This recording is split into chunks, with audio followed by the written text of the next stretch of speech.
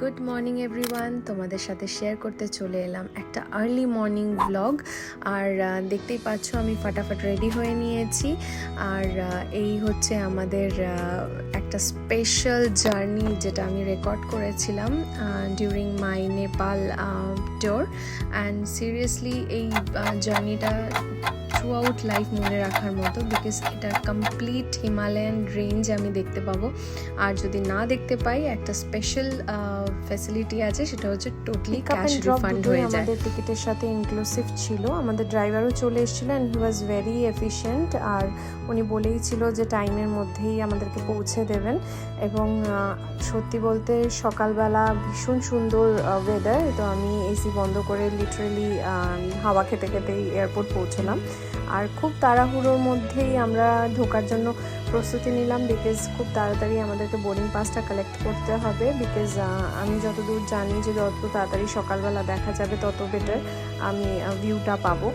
আর যদি না ভিউ পাওয়া যায় তাহলে there is an option of refund as well. Mostly European and Indian ন্যাশনালসরাই আমাদের সঙ্গে ছিল। আর সকালবেলার ভিউটা সুন্দর, খুবই সুন্দর। আর একটার পর একটা ফ্লাইট টেক অফ করছিল, আবার ল্যান্ডও করছিল, বিকজ রোডওয়েজ নেপালের ভীষণ pathetic and time taking. So mostly in every 15 to 10 minutes এদের ফ্লাইট কানেক্টিভিটি আছে।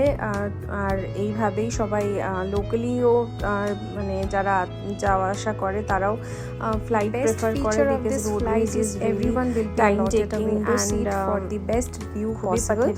আর সবাইকে অন্নপূর্ণা রেঞ্জ থেকে কাঞ্চনজঙ্ঘা অবধি একটা লিফলেট দেওয়া হয়েছিল। সেই লিফলেটটা ফলো করে প্রত্যেকটা পিক আইডেন্টিফিকেশন করেছিল আমাদের ফ্লাইট অ্যাটেন্ডেন্টসরা।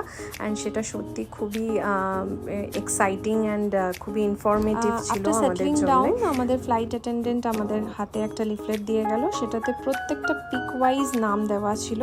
আর সত্যি বলতে আমরা দুদিকে বসেছিলাম বলে একটা ভালো জিনিস হয়েছে, সেটা হচ্ছে আমরা দুবার মাউন্ট এভারেস্ট দেখতে পেয়েছি এবং প্রত্যেকটা রেঞ্জ দুবার করে দেখতে পেয়েছি। একটা bird eye view of Kathmandu city, যেটাতে স্বয়ম্ভু টেম্পলটাও খুব সুন্দরভাবে আমরা দেখতে পেয়েছি। আর এই হলো আমাদের এপিক মাউন্ট এভারেস্ট। আর সেই ভিউটা তোমাদেরকে বলে বোঝাতে পারবো না, নিজের চোখে দেখার আনন্দটাই আলাদা। এই রেঞ্জটা কমপ্লিটলি আমরা পুরোটা দেখতে পেয়েছি, ফ্রম অন্নপূর্ণা টু কাঞ্চনজঙ্ঘা এবং from Kangchenjunga to Annapurna again when we were returning back. আর এই ফ্লাইটটা অলমোস্ট 1 ঘন্টার ফ্লাইট ছিল। তো দুদিকেই আমরা দুরকমভাবে রেঞ্জটাকে দেখতে পেলাম। আর সেই এক্সপিরিয়েন্সটা তোমাদেরকে বলে বোঝাতে পারবো না কতটা মনোরম এবং একটা লাইফ টাইম এক্সপিরিয়েন্স। মাউন্ট এভারেস্টের ভিউটা জাস্ট অসাধারণ ছিল। আমি অনেক রিসার্চ করেছিলাম যে যদি না দেখতে পাই, অনেকেই আমার চেনার মধ্যেও ছিল যারা রিফান্ড পেয়ে গেছিলো, কিন্তু আমাদের এই ডাইসি সিচুয়েশন হয়নি, because weather was very favourable and কোনো সাইন অফ রেইন বা এক্সেসিভ ফগ বা ক্লাউড কিছুই ছিল না। তো আমরা কমপ্লিট রেঞ্জটা খুব সুন্দরভাবে দেখতে পেয়েছি। আর সেই এক্সপিরিয়েন্সটাও তোমাদের সাথে হালকা কিছুটা শেয়ার করলাম।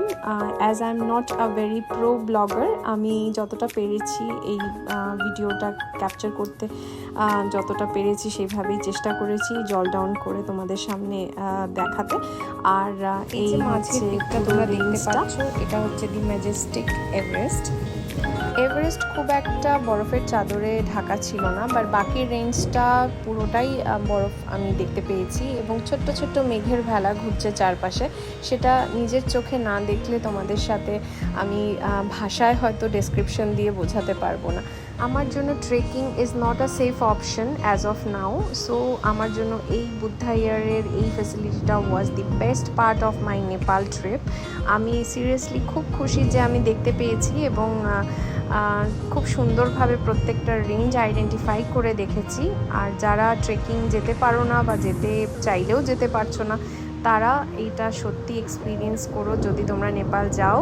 আর দেখো, I am all in my smile and it was such a pleasant experience sharing with you all that I have achieved this trip to Nepal, and আমি তোমাদের সাথে যতটুকু পেরেছি শেয়ার করেছি, and thank you everyone for watching this video till the end.